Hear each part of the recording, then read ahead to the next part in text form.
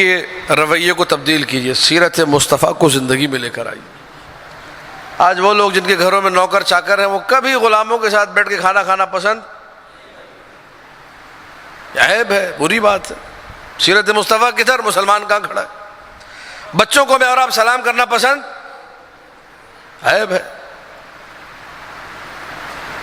چھوٹی گاڑی میں بیٹھنا پسند، جس کے پاس پراڈو ہے مر جائے گا، مہران میں نہیں بیٹھے گا، واللہ العلی العظیم، اس ممبر کی قسم ہے۔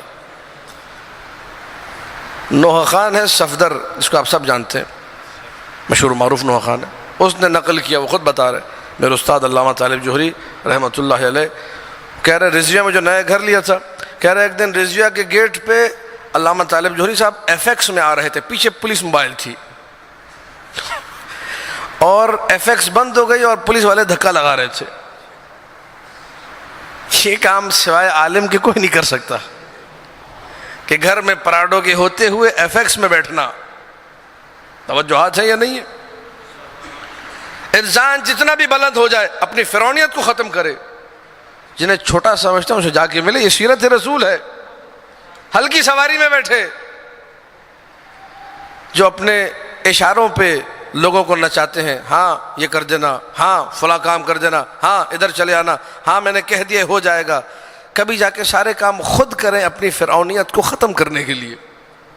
خود جائیں مارکیٹ میں سامان خریدیں، خود جائیں اپنے گھر کے تھوڑے کام کاج کریں، دیکھیں اس کا لطف ہی الگ ہے۔ ہمارے یہاں کیا ہے، اگر کسی نے گھر میں کوئی کام کر لیا، سب سے پہلے اس کے گھر والے اسے کوستے ہیں کہ یہ بیوی کا غلام ہو چکا ہے۔ امیر کائنات علی ابن ابی طالب علیہ السلام، اللہم صلی علی محمد و آل محمد۔ یہ میرے مولا کا جملہ میں نے کشکول بہائی میں پڑھا، مولا فرماتے گھر کے کام کاج مرد کے لیے عار کا باعث نہیں ہے۔ امیر کائنات خود اپنے گھر میں، تو امیر کائنات ہے، اللہ اکبر، وہ اپنے گھر میں اپنی زوجہ کا ساتھ دیتے تھے گھر کے کاموں میں، باہر سے سامان لانا الگ، گھر کے کاموں میں ساتھ دینا۔ اس سے ذلت نہیں ہوتی۔ ہم نے معاشرے کو ڈیولپ ایسے کیا ہے کہ آپ نے گھر میں کوئی کام، اگر آپ نے گھر میں کوئی کام کر دیا تو آپ مرد نہیں ہیں، نعوذ باللہ۔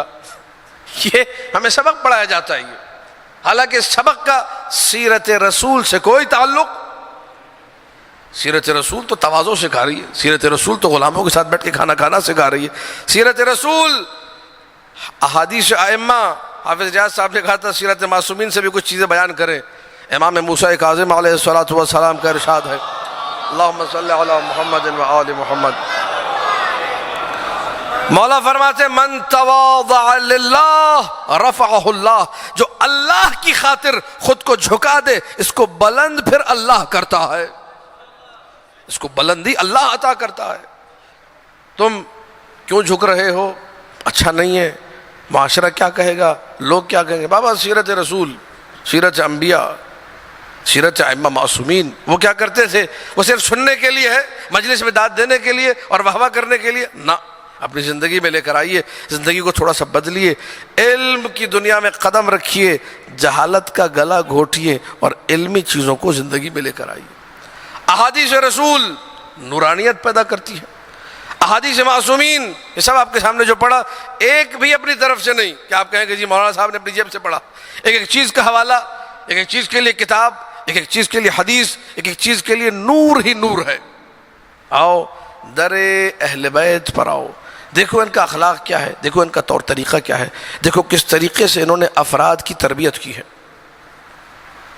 وہ جو عبادت کرنے لگ گیا، جس نے بیوی بچے سب چھوڑ دیے، کام کاج سب چھوڑ دیا کہ میں صرف اللہ کی عبادت کروں گا، اس کی مولا نے تردید کی کہ لا رہبانیت فی الاسلام، اسلام کے اندر ایسی کوئی کہانی، ایسا کوئی چکر کہ تم بیوی بچے گھر بار سب چھوڑ چھاڑ کے جا کے نمازیں پڑھ رہے ہو، اپنی دعائیں پڑھ رہے ہو۔ ایسے بھی لوگ ہمارے معاشرے میں ہیں جن کو صرف یہ ہوتا ہے کہ ہماری مفاتیح الجنان پوری ہو جائے، ہمارا قرآن پورا ہو جائے، گھر والے مرتے ہیں تو مرے۔